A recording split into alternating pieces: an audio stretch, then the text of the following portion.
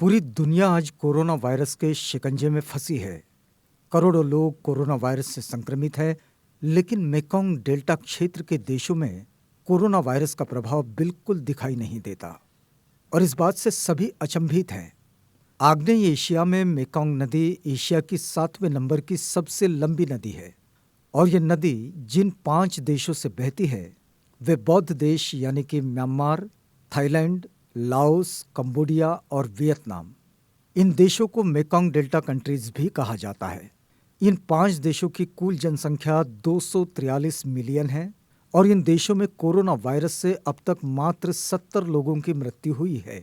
अब तक corona virus से यहाँ 4000 लोग संक्रमित हुए और अब मात्र 500 केस एक्टिव है।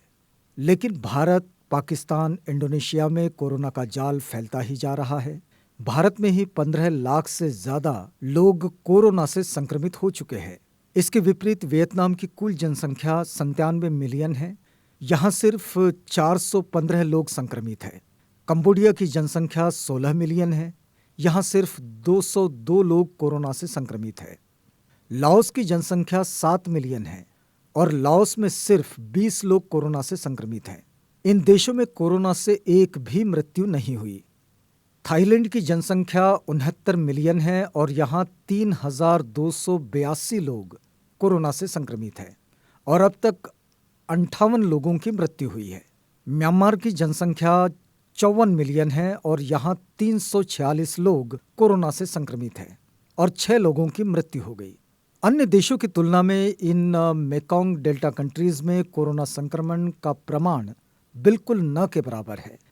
इन देशों में जनजीवन पूर्व स्थिति में आ रहा है और थाईलैंड ने तो विदेशी पर्यटकों के लिए द्वार खोल दिए हैं। स्कूलें चल रही है। कंबोडिया ने America, Spain, Italy, France, Germany in 5 देशों के पर्यटकों को अपने यहाँ आने की अनुमति दी है। लाओस में स्कूलें, व्यावसायिक प्रतिष्ठान, रेस्टोरेंट, सैलून और पब्लिक ट्रांसपोर्टिंग सब शुरू है। वियतनाम ने 80 देशों के लिए ई-वीज़ा की सुविधा शुरू कर दी है। Myanmar, Thailand, Laos, Cambodia, Vietnam ये बौद्ध देश हैं और यहाँ कोरोना का प्रभाव न के बराबर है। यह बात पूरी दुनिया के लिए चर्चा और चिंतन का विषय है। शोधकर्ताओं का एक दल इस पर अलग अलग तरह से संशोधन कर रहा है और इन देशों की स्थिति पर अलग अलग थ्योरी भी बताई है। पहली बात, बुद्ध धर्म संस्कृति की जीवन शैली के कारण कोविड-19 से पहले से ही इन देशों में लोग मास्क इस्तेमाल करते रहे। दूसरी बात यह है, जो न्यूयॉर्क टाइम्स का कहना है कि थाई तथा अन्य बौद्ध राष्ट्र के लोग एक दूसरे से मिलने पर शारीरिक स्पर्श नहीं करते। वे दूर से ही कमर से झुककर, हाथ जोड़कर एक दूसरे का अभिवादन करते हैं। यही वजह है कि यहाँ कोरोना का संक्रमण नहीं फैला।